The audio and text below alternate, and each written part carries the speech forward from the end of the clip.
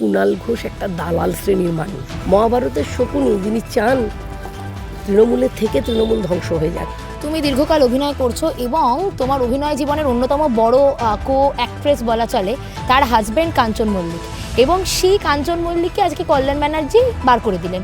কি বলবে? তোমারই তো কো অ্যাক্ট্রেসের হাজব্যান্ড, বর্তমান হাজব্যান্ড। তেমন একজন শিল্পীকে যেভাবে কল্যাণ ব্যানার্জি বার করে দিয়েছেন, গাড়ি থেকে নামিয়ে দিয়েছেন, গোটা পশ্চিমবঙ্গের মানুষ যারা শিল্পী কাঞ্চন মল্লিককে ভালোবাসেন, পছন্দ করেন, তারা ভালো চোখে দেখবে না। তার সঙ্গে সবথেকে বড় যে গুটি, সেটা হচ্ছে এখন নিমাই দাস।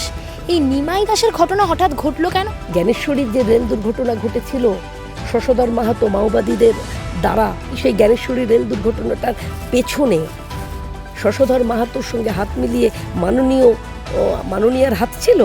কেমন ভালো আছি দিদি জানতে চাইছে নির্যাতিতা। আমরা স্বামী শ্বশুরের ভিটে থেকেও সন্দেশখালিতে আমরা রক্ষিতা।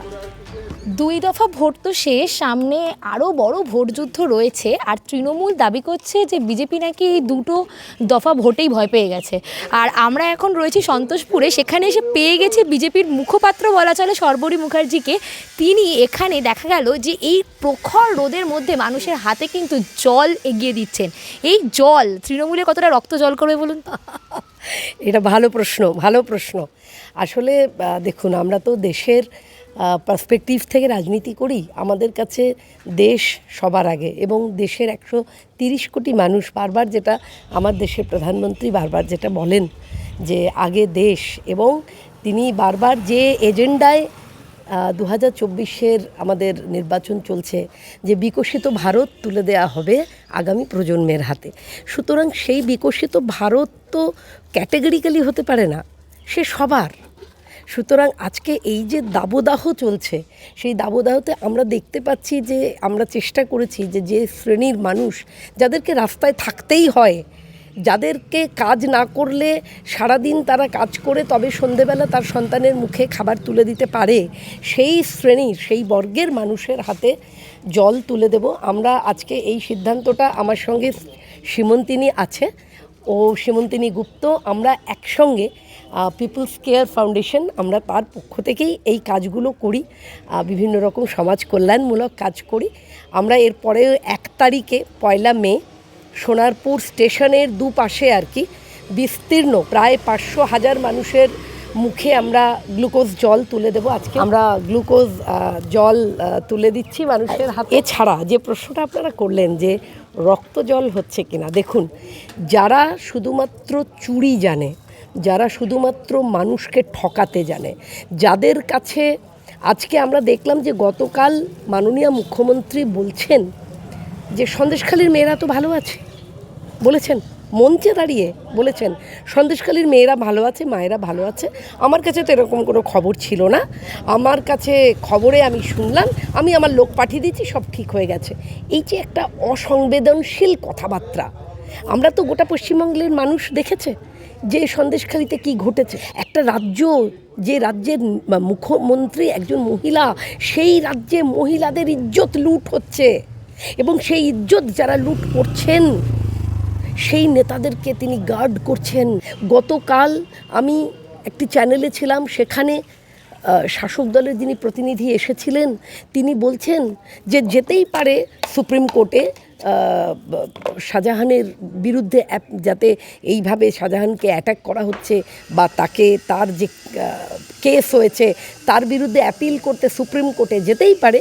তার মানে ভাবুন, একটা রেপিস্ট, গণধর্ষণকারী, যৌন নিগ্রহকারী একজন ক্রিমিনাল শেখ শাহজাহান, এবং তার যে বাহিনী, শিবু হাজরা, উত্তম সর্দার, সিরাজ, আরাবুল, এই যে বাহিনী, সেই বাহিনী দিনের পর দিন, রাতের পর রাত বাড়ির মহিলাদেরকে টেনে নিয়ে গেছে। মাননীয় মুখ্যমন্ত্রী বলছেন আমার মা বোনেরা সব ভালো আছে, তাই জিজ্ঞেস করছে সন্দেশখালীর মা বোনেরা, কেমন ভালো আছি দিদি জানতে চাইছে নির্যাতিতা। কেমন ভালো আছি দিদি জানতে চাইছে নির্যাতিতা।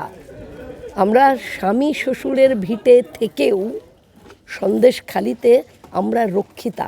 যে 2 দফা নির্বাচন হয়ে গেছে, সেই 2 দফা নির্বাচনে আমরা 6-6, আমরা নিশ্চিন্তি। কারণ আমাদের রাজ্যের সভাপতি মাননীয় সুকান্ত মজুমদার, তিনি যে কাজ করেছেন, তিনি সাংসদ হবার পর মাত্র 5 বছরে তিনি দক্ষিণ দিনাজপুর তথা বালুরঘাটের সাধারণ মানুষের যা অনেক মানে দীর্ঘদিনের তাদের দুঃখ কষ্ট, কি যে তারা যদি কেউ তাদের অসুস্থ হলো তাকে নিয়ে এক রাতে কলকাতা আসতে হয়, তারা আসতে পারতেন না।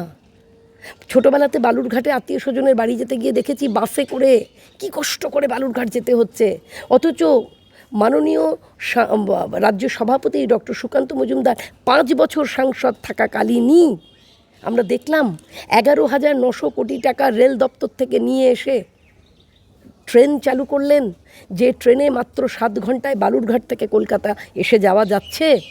তাহলে এই যে সাধারণ মানুষের কাছে যে উপকার, সাধারণ মানুষ কি আর কাউকে ভাববে, আর কিছু ভাববে? কত স্কুল একতলাগুলোকে দোতলা করেছেন, দোতলাগুলোকে 3 তলা করেছেন, কত অডিটোরিয়ামকে পাকা করেছেন, কত যাত্রী প্রতীক্ষালয় করেছেন।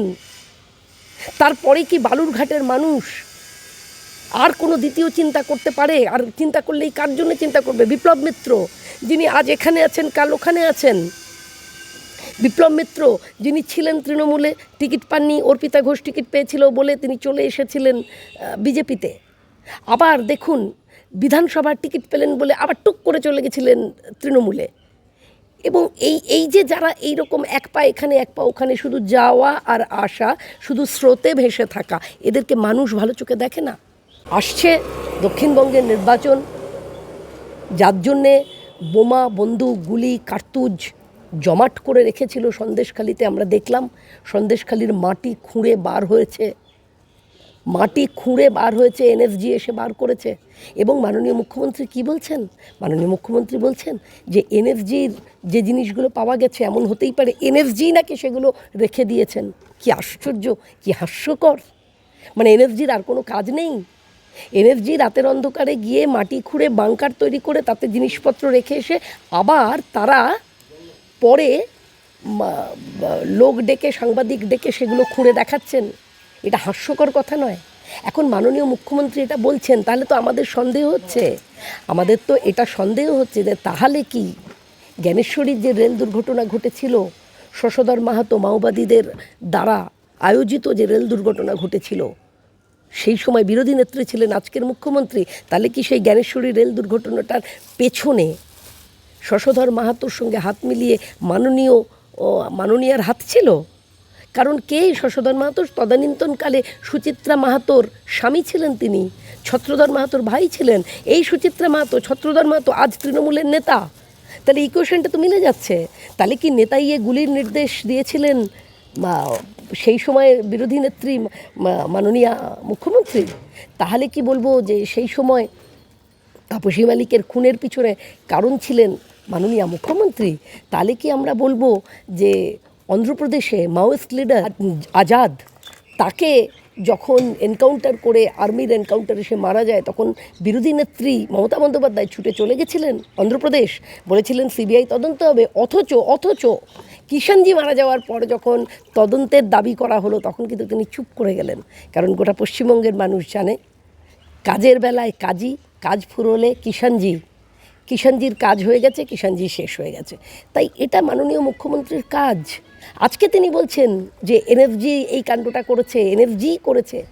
গোটা পশ্চিমবঙ্গের মানুষ দেখছে। তাই যে প্রশ্ন দিয়ে আপনারা শুরু করেছিলেন যে কতটা রক্ত জল হচ্ছে, বোমা বন্দুক পিস্তল গুলি কার্তুজ এসে ভরাট করে রেখেছিল, আজকে সেগুলো ধরা পড়ে গেছে। আমরা জানি এগুলো ধরা পড়ে যাচ্ছে। দক্ষিণবঙ্গের ভোট এটা দিয়েই করাবার মতন একটা প্ল্যানিং করেছিলেন, সেটা আজকে ধরা পড়ে যাচ্ছে। খুব রাগ বিরোধী দলনেতার উপর, খুব রাগ জাস্টিস গাঙ্গুলি, মানে প্রাক্তন বিচারপতি অভিজিৎ গাঙ্গুলির উপরে খুব রাগ। কারণ তারা এই যে এসএসসির আজকে যে পর্দা ফাঁস হয়ে গেল, এই যে 26,000 চাকরি বাতিল হলো, এই যে ঠান্ডা ঘরে বসে চাকরিগুলো চুরি হয়েছিল, গ্রামে গ্রামে দোকান খোলা হয়েছিল, একদম কে নিবি আয় রে এভাবে চাকরিগুলোকে আমাদের বিক্রি করা হয়েছিল। তাই আজকে আমরা জানি গোটা পশ্চিমবঙ্গের মানুষ দুর্নীতির বিরুদ্ধে কথা বলবে, ন্যায়ের পক্ষে কথা বলবে, মোদিজির গ্যারেন্টির পক্ষে কথা বলবে। তাই আগামী নির্বাচন সত্যি রক্ত জল হয়ে যাচ্ছে তৃণমূলের। সন্দেশখালির পুরো ঘটনাটাকে তো তৃণমূল অতিনাটকেও বলছেই, তার সঙ্গে সবথেকে বড় যে গুটি সেটা হচ্ছে এখন নিমাই দাস। এই নিমাই দাসের ঘটনা হঠাৎ ঘটলো কেন, বা তুমি কি বলছো এটাকে নিয়ে? দেখুন, বিষয়টা হচ্ছে যে এরা বলছেন যে সন্দেশখালির ঘটনাটা নাকি মাননীয় অমিত শাহ নির্দেশিত, শুভেন্দু অধিকারী পরিচালিত একটা নাটক। কেমন এখন এই কথাগুলো না মানুষ আর ভালো চোখে দেখছে না। মানে এই যে হঠাৎ করে একটা নিমাই দাস প্রসঙ্গ নিয়ে আসা, ব্যাপারটা হচ্ছে কি, দেখুন, নিজেদের দোষ ঢাকতে সন্দেশখালিতে যেভাবে সামনে এসে গেছে গোটা বিষয়টা, যেভাবে সেখানকার মেয়েরা তীব্র প্রতিবাদ করেছে, প্রতিরোধ করেছে, তাতে তো গোটা ভারতবর্ষ তাকিয়ে দেখেছে। গোটা ভারতবর্ষের কাছে আজকে পরিষ্কার হয়ে গেছে যে কি ঘটলো, কি ঘটে চলেছে পশ্চিমবঙ্গে। এবং আমি আপনাদের বলছি, এটা শুধু সন্দেশখালিতে নয়, এই ঘটনাটা শুধু সন্দেশখালিতে নয়, আপনারা মগরাহাটে চলুন, অন্তরে অন্তরে এই ঘটনা ঘটে চলেছে। আপনারা সেখান থেকে ক্যানিংয়ে চলুন, এই ঘটনা ঘটে চলেছে। আপনি শুধু কি একটা শেখ শাহজাহান, এখানে চারিদিকে রয়েছে। আপনি জাহাঙ্গীর আছে, আপনি ডায়মন্ড হারবারে চলুন, আপনি মগরাহাটে সেলিম আছে, আপনি ক্যানিংয়ে শওকত মোল্লা আছে, মুদাস্সার আছে, চারিদিকে এরা ছড়িয়ে ছিটিয়ে রয়েছে। এখন তারা হঠাৎ করে বিভিন্ন রকম বিষয়কে সামনে এনে নিজেদেরকে চাপা দেওয়ার চেষ্টা করছেন। বাংলার মানুষ সেগুলো তাকিয়ে তাকিয়ে দেখেছে, এবং তারা 1 তারিখ তাদের এই আঙুলের জোরে মানুষকে বুঝিয়ে দেবে, মাননীয় মুখ্যমন্ত্রীকে বুঝিয়ে দেবেন যে পাপ ছাড়ে না বাপকে। তুমি দীর্ঘকাল অভিনয় করছো এবং তোমার অভিনয় জীবনের অন্যতম বড় কো অ্যাক্ট্রেস বলা চলে, তার হাজব্যান্ড কাঞ্চন মল্লিক, এবং সেই কাঞ্চন মল্লিককে আজকে কল্যাণ ব্যানার্জি বার করে দিলেন। কি বলবে? তোমারই তো কো অ্যাক্ট্রেসের হাজব্যান্ড, বর্তমান হাজব্যান্ড। না, আমার কো অ্যাক্ট্রেসের হাজব্যান্ডের অনেক আগে তিনি আমাদের একজন শিল্পী বন্ধু, এবং তাকে আমরা মানে অনেক বছর ধরে আমরা একসঙ্গে কাজ করি। রাজনীতির ঊর্ধ্বে গিয়ে তিনি একজন শিল্পী, তার প্রথম পরিচয় কাঞ্চন মল্লিক একজন শিল্পী, এবং কল্যাণ ব্যানার্জির মতন একজন মানুষ যিনি যে নিকৃষ্ট আচরণ করেছেন কাঞ্চনের সঙ্গে, তাতে আমার ধারণা যে গোটা লোকসভার মানুষ কল্যাণবাবুর ব্যাপারে আরও একবার ভেবে দেখবে। তার কারণ তৃণমূলের সঙ্গে কি আচরণ করে, ওদের নিজেদের ভেতর যে গোষ্ঠীদ্বন্দ্ব, ওদের নিজেদের ভেতর যে নোংরামো, সেটা ভীষণভাবে পরিষ্কার হয়ে গেছে। কিন্তু কাঞ্চন মল্লিক তিনি গোটা পশ্চিমবঙ্গের মানুষের কাছে একজন আদরের শিল্পীও। বিধায়ক তিনি হয়েছেন 2021-এ, শিল্পী কিন্তু তিনি অনেক বছরের পুরনো। তাই তেমন একজন শিল্পীকে যেভাবে কল্যাণ ব্যানার্জি বার করে দিয়েছেন, গাড়ি থেকে নামিয়ে দিয়েছেন, গোটা পশ্চিমবঙ্গের মানুষ যারা শিল্পী কাঞ্চন মল্লিককে ভালোবাসেন, পছন্দ করেন, তারা ভালো চোখে দেখবে না। এবং কল্যাণ ব্যানার্জির মতন একটা দুর্মুখ যিনি তার নিজের কর্মীদের সম্পর্কে বাজে কথা বলেন, যিনি সংবাদ মাধ্যম, আপনারা যারা আপনাদের মতন সব বাচ্চা বাচ্চা ছেলেমেয়েরা যারা সংবাদ মাধ্যমে, তাদের সম্পর্কে উনি অত্যন্ত বাজে কথা বলেন, এবং এমন একজন মানুষ যে দিনে যা বলেন রাতে তা ভুলে যান, রাতে যা বলেন দিনে তা ভুলে যান। ফলে এই জাতীয় মানুষের এই আচরণ, এটা যদি তিনি না করতেন তাহলে কিন্তু একটা বিষয় মানুষ বুঝতে পারতো না যে কি অ্যাকচুয়ালি ঘটে চলেছে তৃণমূলের অভ্যন্তরে, তৃণমূলের অন্দরে কি হয়ে চলেছে। কুণাল ঘোষ বলেছেন মিঠুন চক্রবর্তীকে নিয়ে যে শ্রী চৈতন্যের মতো হাত তুলে দাঁড়ালেই কিন্তু পলিটিক্স হয় না, এবং সেটা নিয়ে দেবের একটা বিশাল বড় বিরোধিতা, এবং সেই নিয়ে কিন্তু আবার কুণাল ঘোষ দেবকেও দুষছেন। তো এটাও কি সেই গোষ্ঠীদ্বন্দ্বই আকার নেবে? দেখুন, মানে বিষয়টা হচ্ছে, কুণাল ঘোষ একটা দালাল শ্রেণীর মানুষ, তাদের সঙ্গে রাজনীতির তেমন কোনো সম্পর্কই নেই, একদম দালাল শ্রেণীর মানুষ। ফলে তিনি কি কার সম্পর্কে বলছেন কিচ্ছু এসে যাচ্ছে না। আর মিঠুন চক্রবর্তী গোটা ভারতবর্ষের তিনি আদরের মানুষ, আদরের শিল্পী, গোটা ভারতবর্ষের বাইরে বহির্ভারতে তার একটা আলাদা মর্যাদা। সুতরাং এ জাতীয় কথাবার্তা একদম এর কোনো মানে হয় না। কুণাল ঘোষ একটি দালাল, এবং কুণাল ঘোষ আরেকটি পরিচয় আছে, কুণাল ঘোষ হচ্ছেন শকুনি, মহাভারতের শকুনি, যিনি চান তৃণমূলের থেকে তৃণমূল ধ্বংস হয়ে যাক। তাই তৃণমূলের লোকেরা কুণাল ঘোষ হতে সাবধান থাকুন আর কি। কারণ আপনাদের অভ্যন্তরে থেকেই আপনাদের ধ্বংসের কথা যিনি ভাবছেন, যে পটভূমিকা রচনা করছেন, তার নাম কুণাল ঘোষ। তো মমতা বন্দ্যোপাধ্যায় দুষছেন কিন্তু বিজেপিকেই, যে বিজেপির হাত ধরেই নাকি চাকরিটা বাতিল হয়েছে। না না না না, একে কাউকে, উনি ওনার মতন করে কথা বলে যাচ্ছেন। পশ্চিমবঙ্গের মানুষ দোকান খুলে রেখেছিলেন তৃণমূল কংগ্রেস, আজকে অয়নশীল, কুন্তল এদের হাত দিয়ে সমস্ত চাকরি বিক্রি হয়েছে।